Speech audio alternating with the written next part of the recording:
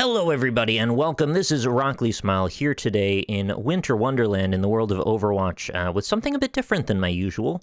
If you've been following me for a while, you might know that I've been playing quite a lot of Overwatch, even bordering on perhaps getting a bit obsessed with it, and it's the very first competitive style game that I've spent any major amount of time trying to learn. I've even spent some time commentating, trying to go through matches and stuff to kind of break down the strategic ways that the interplay of one team versus another works on Twitch and such. I thought this might make for an interesting opportunity since a particular situation presented itself today in my quick play matches to bring this over to YouTube and try and get myself realigned with the idea of doing YouTube commentary, which, as you might not know, it's actually quite a muscle that you have to retrain. The idea of this kind of unencumbered, endless speech profile. I don't know. It's just a weird thing. So anyway, what happened was, in the course of a match today, I ended up finding what I thought was the worst soldier player I've ever seen in my life. Now, that's not really something to make a YouTube video about in itself, unless you're particularly aggressive in sort of a toxic way. However, I think that I misread the situation, and the reason this came up is because someone said they were cheating, or someone was cheating. I didn't find anybody cheating anyway.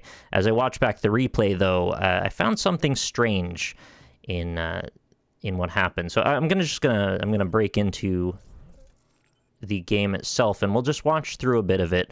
And I kind of want your attention on the differences from match 1 to match 2 to match 3 within this particular game. There's the replay code, by the way, 6T3R4Y. This is recorded as of the 21st December 2020, so that will be available till the next patch if you want to watch this back yourself. We're not focusing on my gameplay, is the thing. We're actually going to be watching the soldier player on my team, which is VRO. So, you know, just we'll let it play through. I'll actually skip us forward 20 seconds in so you can see from the beginning, just left spawn. Looks like we're about to take a soldier v soldier duel here as we do a little bit of poking from the side. I was playing Anna for this game and I was getting zero traction, actually none, and I was actually wondering how I was getting so little traction given the circumstances, because our team is not terrible. I mean, we have one tank, not ideal. Yeah, we're just kind of shooting up, shooting down, lost that duel there. Not really much came of that.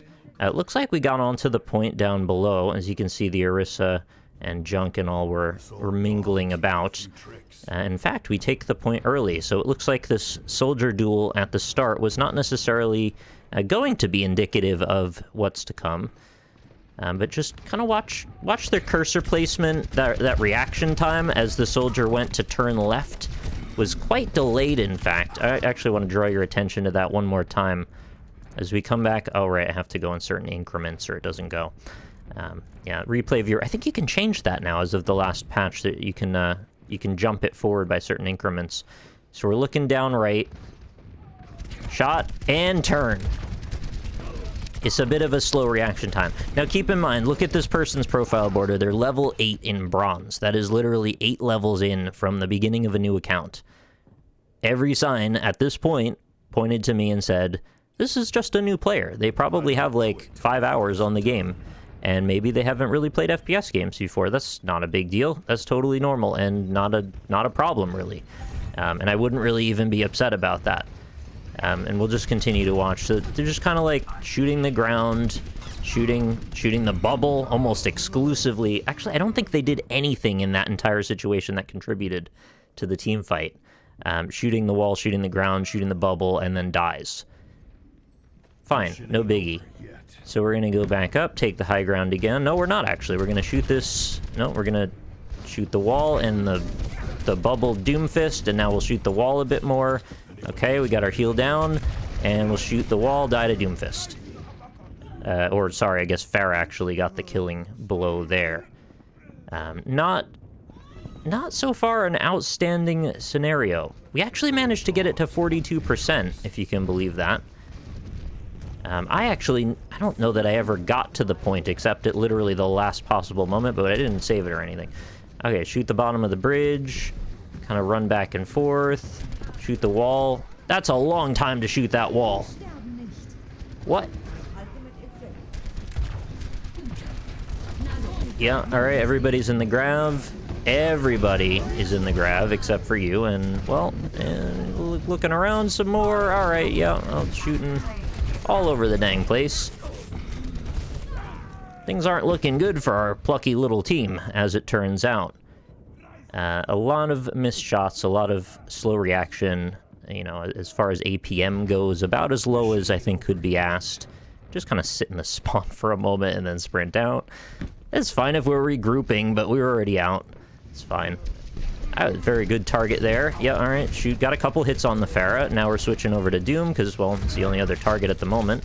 There we go. We got a kill. Very nice. Certainly want to get that Doomfist down, and he's just running to the point, which is, well, largely due to it being overtime, trying to contest. I can't really fault the person for doing that. That's just kind of like a last-ditch, you know, I'm probably not getting anywhere, but we'll try for it. And switches to Wrecking Ball, because they've noticed we've actually still contested into overtime. And this is the move, actually. Doomfist, of course, watching the side, so we switch around to the other side, and no go. Alright. Into the trap. And a lot of headshots on that Mercy. GG Mercy. So far, I feel like this game is a loss. And really nothing is going to save it. But I'm going to try my best anyway, because that's all you can do in these scenarios. Sometimes you just end up with a mismatch on the matchmaking. And we can talk about the matchmaking another day, perhaps, because it's got some issues. But I'm not going to fault somebody if they're actually new to the game. That's just kind of mean-spirited, is not really helpful. If you can, try your best to enable that person if you're someone who can. I mean, in my case, being Ana, I can try and, you know, make sure this person's healed up as much as possible. Maybe work toward a nano visor, because, well, you can't really screw up your visor, but then again, if you get, like, no shots on the enemy, you're probably not going to have a visor ever. So watch the cursor placement now. Oh, suddenly, we've woken up. What on earth? Now we're shooting the Pharah. Our target priorities, well, it was really one and then the other, but, well, just freaking Helix rocket the Mercy out of the res. It's like an entirely different person. Now, I want to pose the question, well, that's unfortunate, but, you know, these things happen. Still managed to kill the junk, put down the heal, and get out. Well, and then he gets punched off the map, and, well, can't really help that too much. Fair enough. What do you think is going on here? This is not a typical scenario to run into as far as I can tell. I've played quite a few games. I think we're running up on 2,000 now. I don't think I've ever run into someone who seems to be cosplaying as bad. I understand the concept of soft throwing, and I know that's a thing that exists. Look at the aim is completely different. It's completely different now. Well, he's still shooting the bubble a little bit. You know, some old habits break hard. I don't understand the point of soft throwing in Quick Play Classic. Is the premise to lower your MMR? But why? Maybe that's just literally what the explanation actually is. I'd be very curious to hear what your opinions are about why this could be a thing. As you can see, they're playing completely differently from the first match. There's basically no way that the first match was a legitimate attempt, as far as I could say or see. Let me know if you agree there, too. Maybe you question the entire premise, and I'm just wrong to even be bringing this up. But their aim was... It was like they weren't even playing. They were just barely looking at the game at all, like, kind of flailing. Now, I will say this is a terrible position to take, just being in choke and just standing in the middle of everyone. We don't really have a... never mind, we do, actually. We have a Reinhardt. Never mind. Okay, that entire premise is wrong. Should be back playing with the team wherever the Reinhardt's at. As I said, I'm just staying right in the perspective of this soldier for the sake of watching every move they make. I mean, I'm also not going to say that they're fantastic as whatever rank they are, actually. But you can see the difference from one match to the other. We freaking 100%ed this one. They didn't even get on the point, as far as I know. Granted, I also swapped off Ana to to Zen on that match, and I was getting a decent amount of picks there as well. Having the combination of higher DPS as well as some heals, and I know the heals are not nearly as good as Ana, and I know the utility is not nearly as good as Ana, and probably Ana's got a higher ult potential with this team comp than Zen might. We also don't really need to counter much, maybe the Junkrat tire, but that wouldn't actually, never mind. Transcendence doesn't counter a Junkrat tire. Counters Grav anyway. And somewhat counters Barrage. Okay, Soldier, let's see what you do on round 3. Which version of you will we get in this two-faced, two-sided dilemma that is the 76 faces of Soldier? What do we have here? We've got a couple shots into the air. Okay, watching the Junkrat spam fly in. We've got an Echo above. Of course, remember, they can't... or the Soldier can't see the red outlines. That's just for the replay. That's for us. So they're not going to see through the walls. They can't tell that there's people there when we see them. So it's perfectly reasonable for him to not know there's people on the other side of this wall yet. Okay, easy kill on either or there, but just kind of switched target priority for no reason and died. Also missed the mega health, went back for the healing station. Again, if they were actually level 8, I would say it's reasonable to believe they wouldn't have realized that in their short-sightedness and not noticing it in their periphery that mega health isn't there. If you don't know the map, sometimes these things just get lost in the chaos. There's a lot of chaos. It's a chaotic game. It's got a lot of visual effects. Very hard to watch even if you don't know what to read. But as you play more hours, you learn the maps, you learn the characters, you learn the character interactions, the moves. You start to be able to read into some of the visual effects, which can be an absolute assault on the senses sometimes. And it starts to present opportunities. So, granted, this is a pretty rough group to play into. They've got a lot of flyers. They have what I've been calling the Flying Women comp, with Pharah, Mercy, and Echo all flying about. But if you're a Soldier in this case, and you can hit these shots, which at times I feel like this Soldier maybe can, but then they do that, and I don't know what to say anymore. If you're hitting those shots consistently, you might be in heaven here, because you're just getting freaking picks left, right, and center. If you got near the point and then popped your tac visor, you could basically wipe out half the team, like literally in a few moments. Now looking at the fact that it's Junkrat as our other DPS, and then of course me as Zen, main people putting out damage. I can hit a Pharah sometimes as Zen. It's not consistent as I'd like it to be. I can definitely hit a Pharah as Soldier, personally, and I can definitely hit one as Ashe. Ashe being my main, by the way. I've just been trying to play all roles, all character classes now.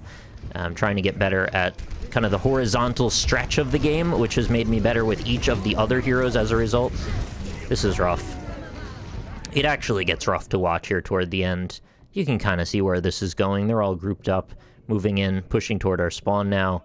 Junkrat's just going to consistently keep spamming, and they're just going to push out every time we get back. Takes a few shots at the Echo and misses and gives up because realizes, 3% off. You couldn't have made it there even if you ran full speed and didn't shoot at the Echo, I don't think. Yeah, so the third match, I feel like it was sort of in the middle. I don't really know what to think about that last one. They seemed like they were trying, sort of, but like it got out of their control, maybe? And maybe this is what happens when people throw. You might start a game up as...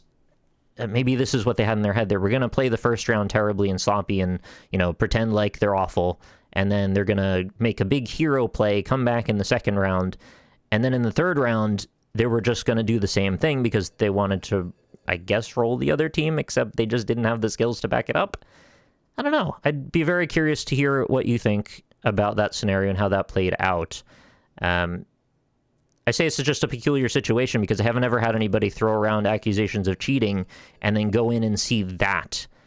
And it was somebody on my team that was accusing their team of cheating. And I was watching their Soldier who was like almost equally rough with their shots. And I don't really know who else on their comp would have been cheating. And I've never seen like an aim lock Junkrat. That's not really a thing. So, granted, I didn't watch every single perspective. If you want to do that while the replay is still up, feel free. But I don't think there's any cheating going on here. Just a better team and something weird on our side that I can't quite put my finger on. Now, I didn't really break that game down for any semblance of like strategy or really do much in depth with it other than just kind of talk about that soldier's actions and a few key points.